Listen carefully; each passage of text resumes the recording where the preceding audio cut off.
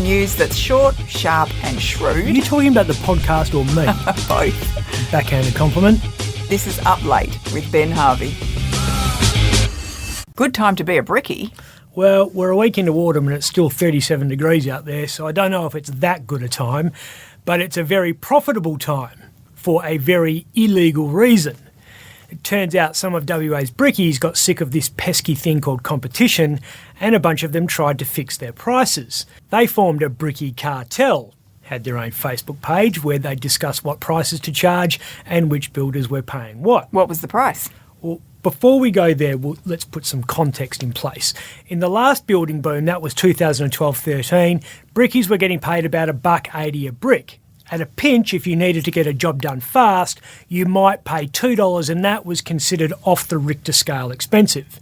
Then it settled down and for a period dropped below $1 to 90 cents. That was very low. When COVID came to Australia, they were getting about $1.20 a brick. Then things went mental because the state and federal stimulus grants gave us 40 odd grand to build a house. Perfect opportunity to cash in. And that's when the brickies formed their little price-fixing club. There are about 1,000 bricklaying teams in Perth. Not all of them were involved in this little scam. They had the goal of $3, and they did it.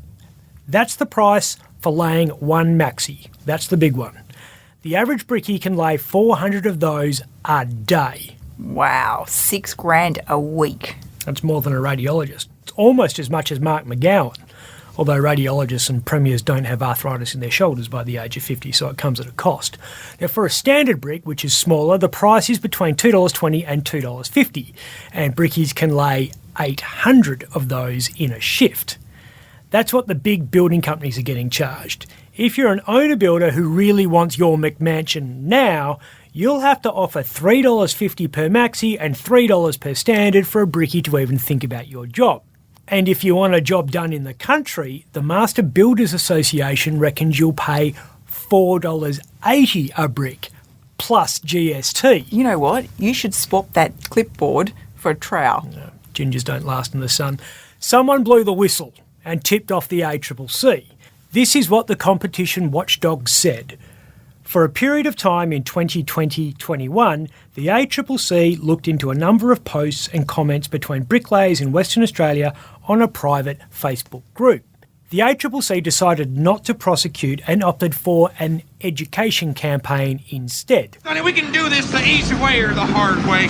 That ACCC intervention coincided with the absolute peak of the brickie boom. People were waiting a long time for their houses. Late last year, one of WA's biggest builders had 350 slabs down, waiting for brickies to arrive. Now, there are a bit over 200 slabs now, so the heat's coming out of the market. The time from the slab going down to bricks going up was 10 months, but by the middle of the year, it should be back to the long-term average of about 6 weeks.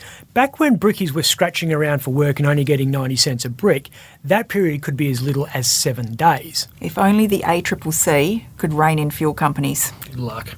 Fuel price cycles pushing up to $2 a litre. You, Putin. There's a cartel worth investigating. So what trade's in demand next? Roof carpenters.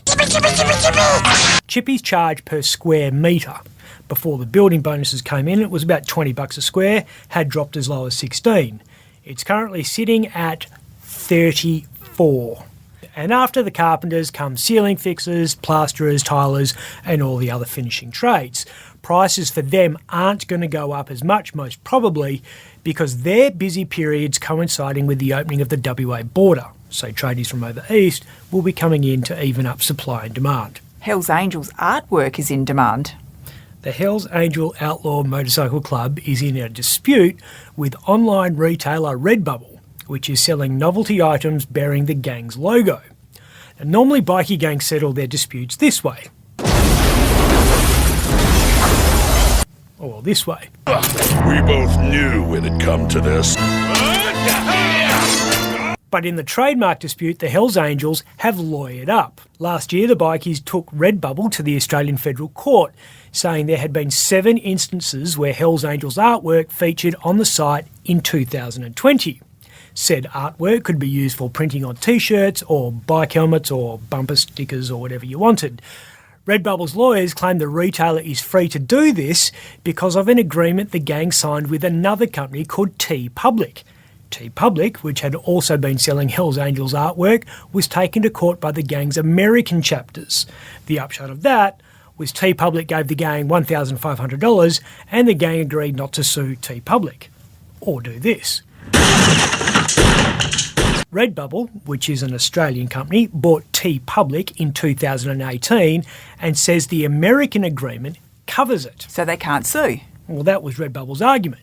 But Federal Court Justice Andrew Greenwood has just said the argument is wrong, which means the Hells Angels are free to sue to stop them showing the gang logo. But it's illegal to show outlaw bikie gang patches and other insignia. Yes, in WA and I think in Queensland as well.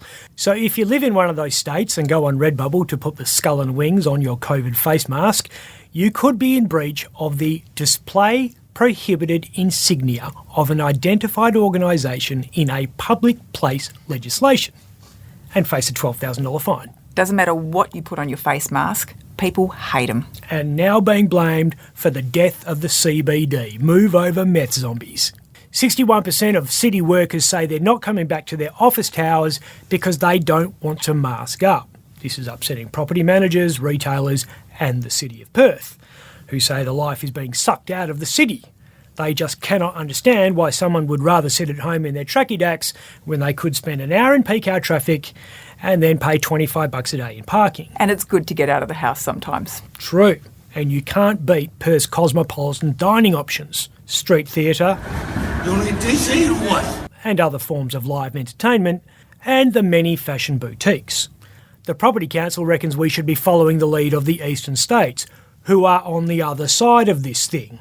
COVID's only just taken off here, close to 2,900 new cases Tuesday and 14,500 in total. Are we really surprised that people don't want to get crammed onto a bus or a train or into a lift when we're about to hit the worst part of the pandemic? Next stop, That. I'm Ben Harvey. If you'd like to watch Up Late with me, Ben Harvey, search for The West Australian on YouTube.